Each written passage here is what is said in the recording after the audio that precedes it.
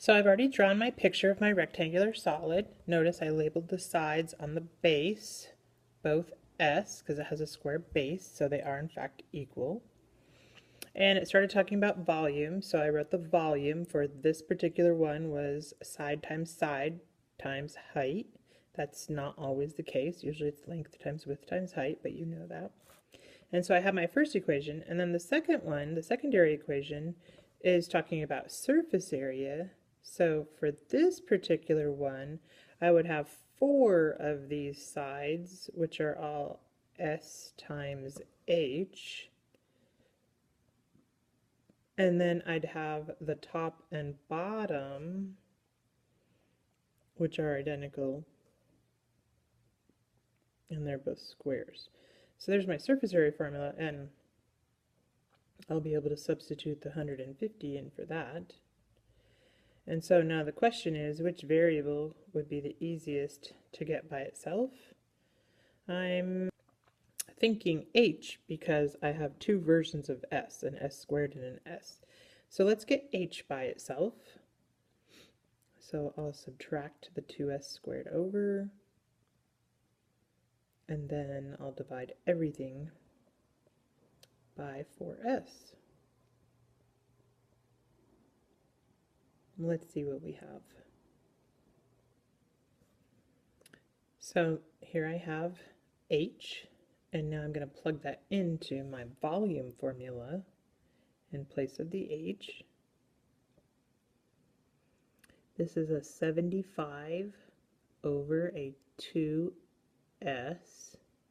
minus an S over 2. The 5's and S's are looking a lot alike. Be careful. So then I'm going to distribute. So after I distribute, I get 75 halves S minus 1 half S squared. And since I would like a maximum volume, I know that I need to take the derivative.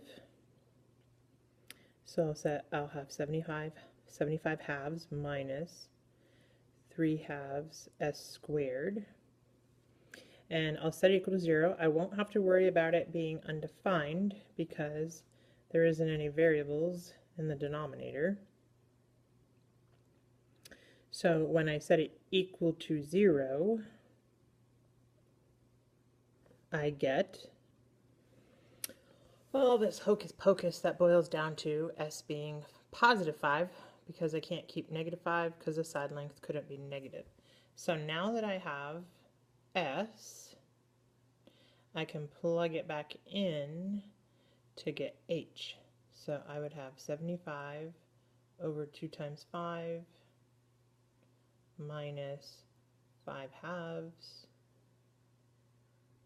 which equals 10 halves over 5.